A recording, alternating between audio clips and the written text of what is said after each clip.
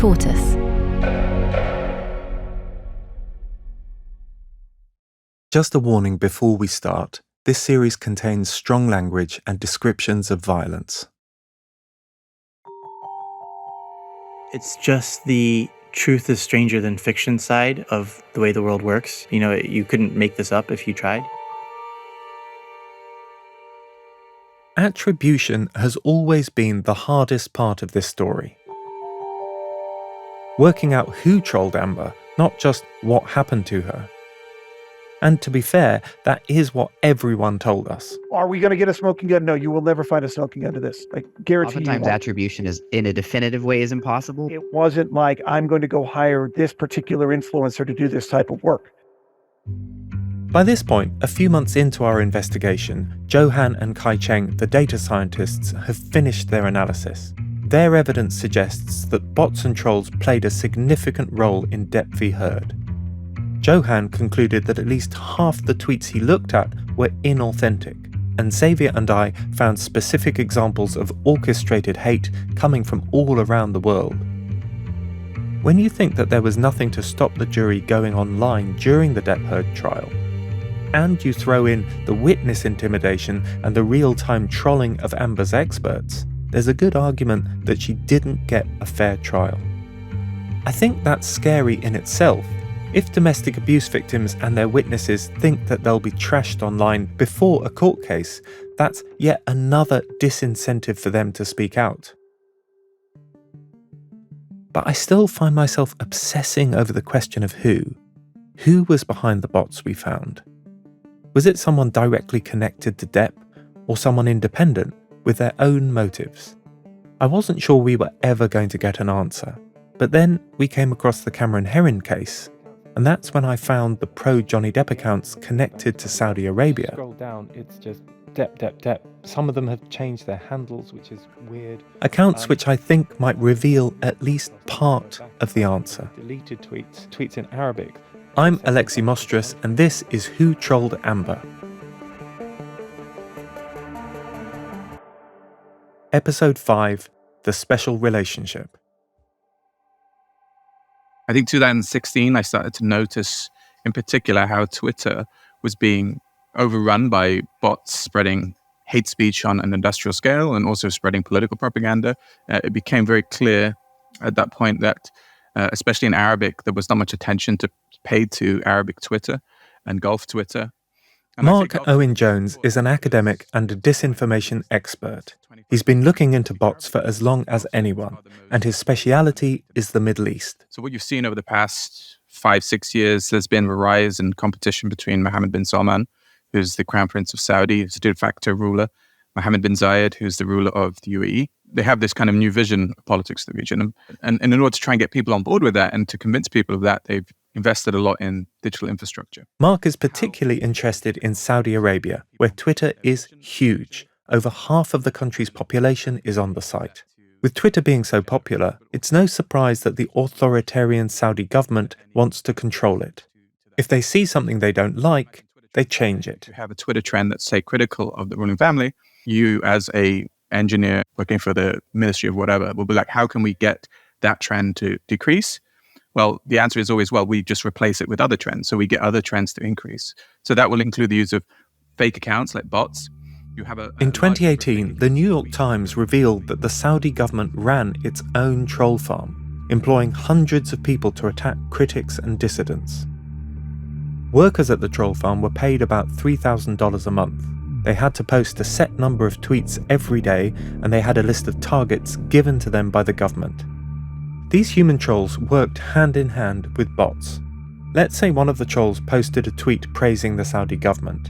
That tweet would then be retweeted by thousands of automated accounts.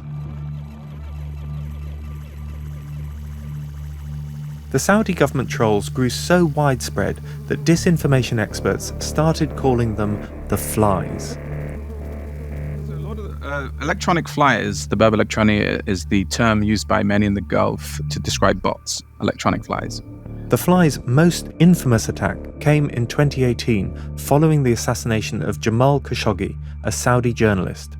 Khashoggi was a big critic of the Saudi regime and its leader, Mohammed bin Salman, a man universally known as MBS. It is becoming a one-man rule. He has a control of everything. He is creating an environment of intimidation and fear. On the 2nd of October 2018, Khashoggi was lured into the Saudi embassy in Turkey. He was ambushed and strangled by a 15-member squad of Saudi operatives. Initially, the Saudi government said that his death was a result of a fight. The brutal truth would have remained secret if Turkish intelligence officers hadn't recorded the whole thing.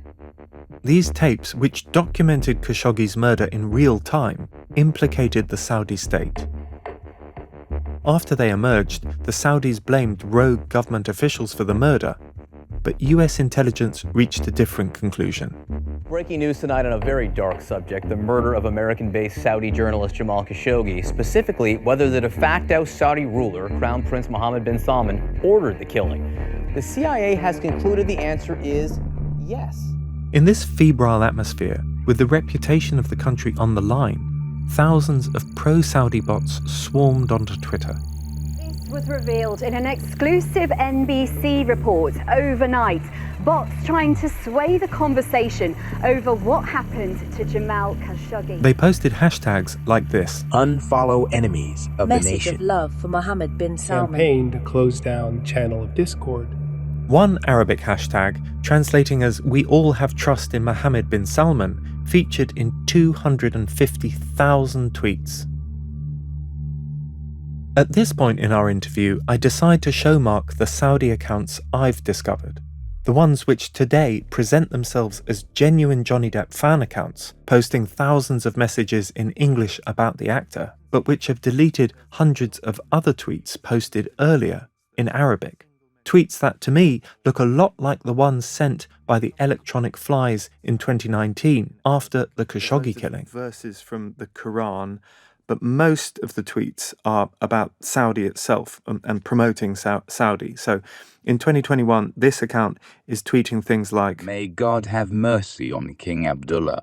Vision 2030, a vital society, flower economy, ambitious homeland. Vision 2030, by the way, is the name for the Saudi government's ambitious plan to transform the country.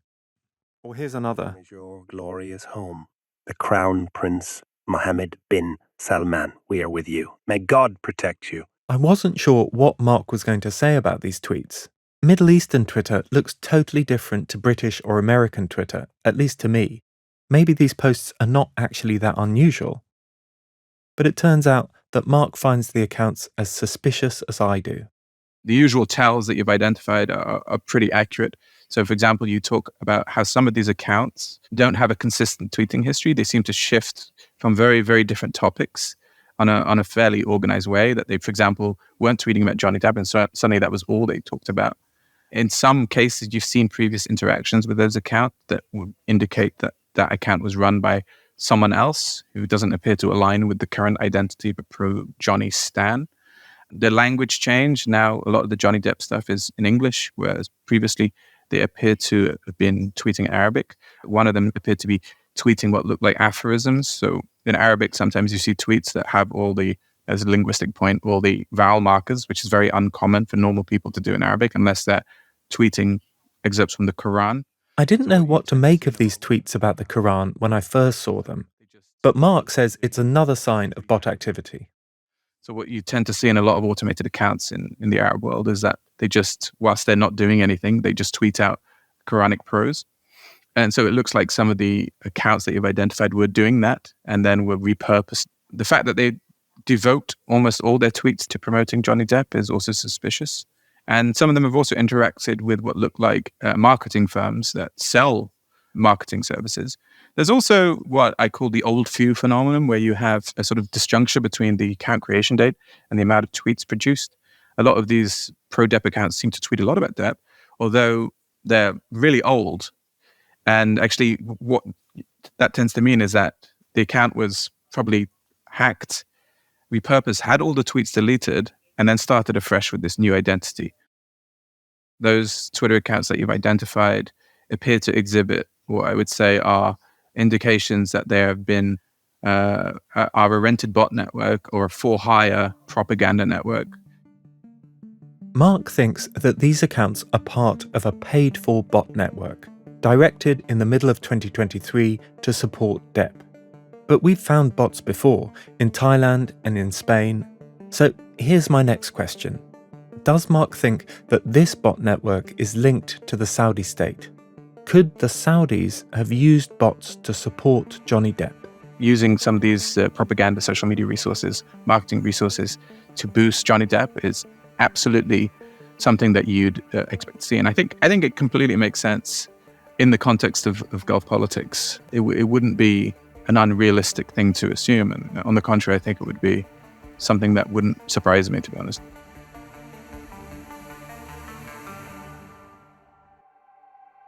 Okay, so this is a curveball. The Saudi Johnny Depp accounts look like they used to be pro-government bots. The deleted tweets, the similar hashtags, the support for the regime, all of this suggests that some of the Saudi flies were redirected away from domestic politics and towards trolling Amber Heard. It's not something that's ever been reported or even hinted at before. But there's still the question of motive. How credible can this theory be unless Saudi had a reason to support Johnny Depp? I think back to E.J. Hilbert, the former FBI agent. His theory is that authoritarian states have a political incentive to provoke culture wars in other countries. And I suppose that fits here.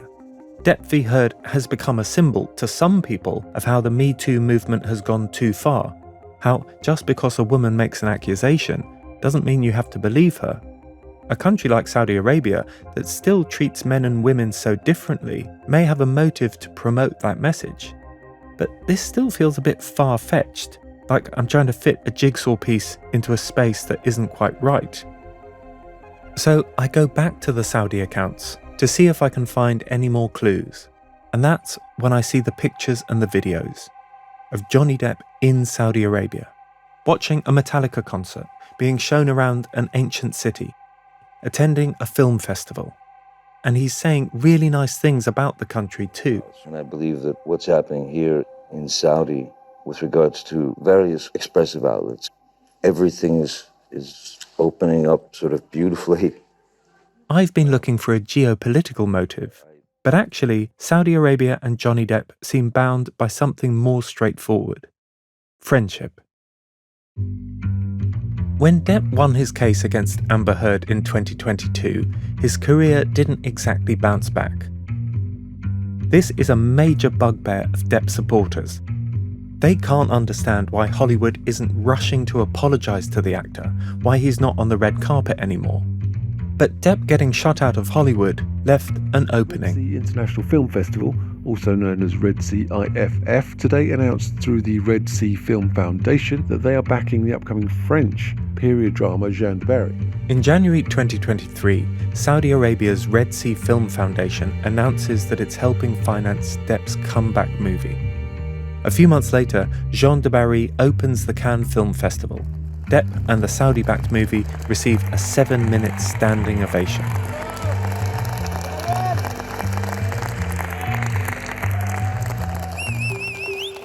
It's a startling return to the world stage, even if Depp doesn't see it that way. I keep wondering about the word comeback because I didn't go anywhere. The Red Sea Film Foundation is now spending money on Depp's next movie, a film about the artist Modigliani. It's a blossoming creative and commercial relationship. And in some ways, it makes sense. In the last few years, Saudi Arabia has invested trillions of dollars trying to move away from oil and increase its global influence. And let's be clear, it's not just Depp who benefits from Saudi cash. The director Guy Ritchie received Saudi funds for his upcoming movie, and Will Smith, the actor, was paid to attend a film festival and to promote the country online. So on one level, you can see Depp as part of this bigger transformation happening to the whole country. But actually, Depp's connections to Saudi Arabia appear to go far deeper. You know, you just could never have imagined that this would be a relationship that would blossom. That's Bradley Hope. He's a former Wall Street Journal reporter who now runs a podcast studio in London.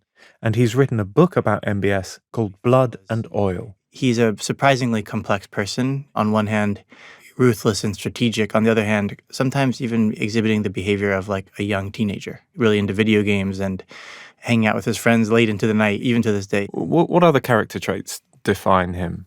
I think a kind of characteristic that you might find in like a Silicon Valley founder, a really strong belief in himself and in the idea that he could make things happen through his own efforts. Another thing that I find interesting about him is that he's portrayed as emotional and volatile and unstable and things like that. But I actually think from all of the things he's done, it exhibits the exact opposite. He's actually very cool under pressure. And ruthless? Ruthless. Certainly ruthless. I mean, he's very ruthless in that he was willing to... To say MBS is controversial would be to understate it. Since becoming Crown Prince in 2017, the first millennial ruler of Saudi Arabia has enacted several liberal reforms. But he's also been accused of locking up dissidents, ramping up executions, and trampling on human rights. He was specifically implicated in the murder of Jamal Khashoggi. MBS, by the way, has said he takes responsibility for Khashoggi's death, but has denied any personal involvement. I'd say overall that MBS is probably not the sort of person you'd naturally become mates with. And yet somehow, Johnny Depp seems to have done just that. He first traveled there last year, soon after Jean Dubarry finished filming, and then some of the bigger trips took place. And they went on for weeks, and they involved seeing everything from the royal palaces where MBS lives to the Al Ula kind of cultural center that they're building in the mountainous region. Out on the yacht, MBS has a big yacht, actually a collection of yachts that kind of travel together as a floating complex. And the people around Johnny said to me that when he goes to Saudi Arabia, it's actually kind of like a detox. So it's like eating amazing food. These royal palaces, they have all of the world's best chefs fly in all the time. It's that sort of lifestyle. According to Bradley, Depp and MBS have more in common than you might think. They both had been through what they had felt was a bruising, harrowing mistreatment by the global media and by the establishment. So in Johnny Depp's case, he felt like Hollywood turned its back on him. Despite him being one of the greatest moneymakers for these companies, they turned their backs on him and they embraced the other side of the story without really hearing his side of the story. And then with MBS, it's kind of similar. He thought the whole world turned its back on him without ever trying to fully comprehend what had happened or even who Khashoggi was to him, to Saudi Arabia. And also, nobody really took his word for it when he said, I didn't order the killing of Jamal Khashoggi, but I take responsibility for his death. Well, did Depp ask questions about Khashoggi? My understanding is that by the time Johnny Depp and MBS became quite close and that the relationship had gained some strength and some resilience, that Johnny Depp said, you got to tell me about this Khashoggi affair. And the MBS didn't react with anger or anything. He said, let's go through the whole case. And he proceeded to walk him through how they understood Khashoggi, what the evidence they had about him, basically saying, listen, we had our eye on him. We were concerned with him. We wanted to arrest him. But somebody from my team went too far and did something that I didn't endorse. And now I carry the weight of it on my shoulders. But I didn't say to my team, go and kill Jamal Khashoggi. I told them, arrest him. And how would you classify their relationship today? I think it's a friendship is the best way to describe it. What they both believe to be a lifelong relationship has begun. And I think we'll be seeing Johnny Depp go to Saudi Arabia a lot over the coming years. There have been some unlikely friendships over the years. The basketball player Dennis Rodman used to hang out with Kim Jong-un. What do you actually talk about with, and I don't mean this insultingly, a madman murderous dictator? Actually, we talk about basketball. Steven Seagal, the star of Under Siege, has a famous friendship with Russian dictator Vladimir Putin. He is one of the greatest world leaders and one of the greatest presidents in the world. But even that's not quite as surreal as hearing that Captain Jack Sparrow and an authoritarian leader in Saudi are buddies. Of all the things I expected to discover making this podcast, this was not one of them. I want to talk to Bradley about one more thing. I'd like to hear what he thinks about the Saudi accounts I found, the ones that suddenly turned into Johnny Depp fans after years of tweeting pro-government messages. My first reaction is it looks like these are totally from the flies. This is the Saudi Ministry of Flies accounts.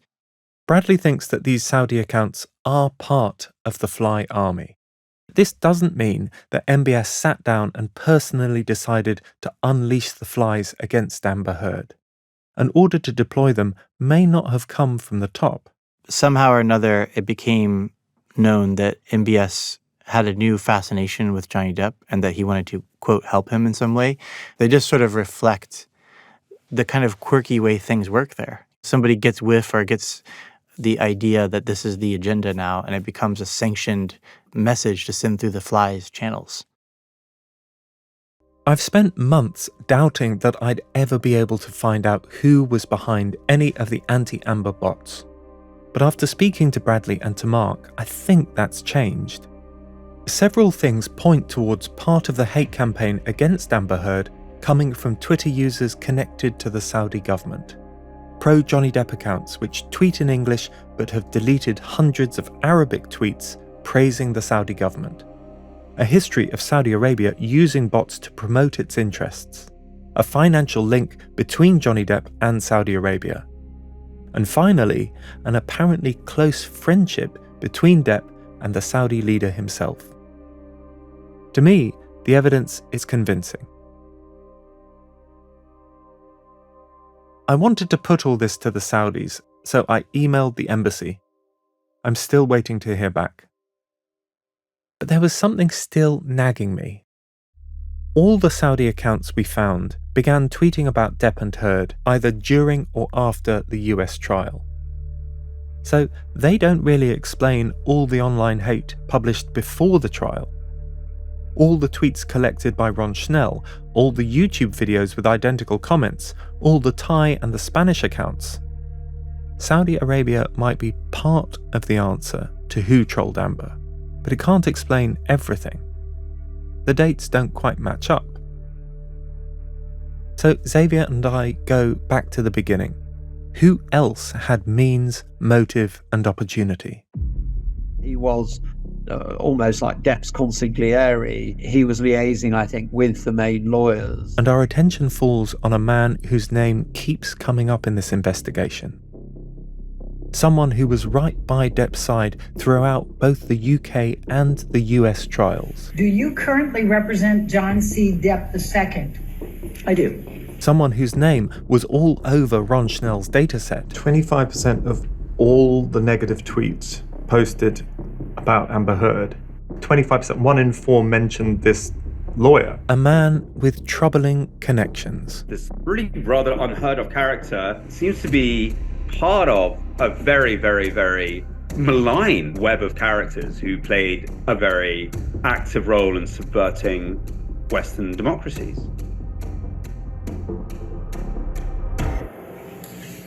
Will you please state your name and address? Sure, it's Adam Robert Waldman.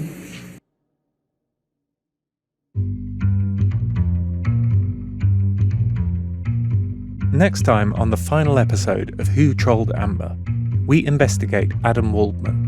He's represented a number of very interesting and, in my view, controversial people. I anger a real-life troll. Alexi, I call him Alexi. No, what's funny is, I looked at his name, and the first thing I thought was Alexi Moistress. And we try to get some answers. Oh, hi, Mr. Waldman. This is Alexi Moistress from Tortoise Media. We contacted Johnny Depp while making this podcast, but he didn't respond. Thank you for listening to Who Trolled Amber. Who Trolled Amber is written and reported by me, Alexi Moistress, and by Xavier Greenwood. The producer is Xavier Greenwood. Additional reporting by Katie Riley. Sound design is by Carla Patella. The narrative editor is Gary Marshall. The editor is David Taylor.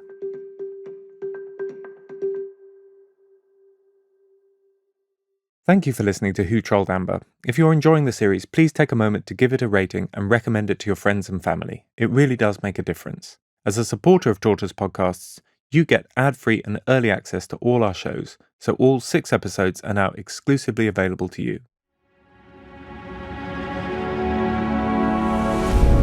Tortoise.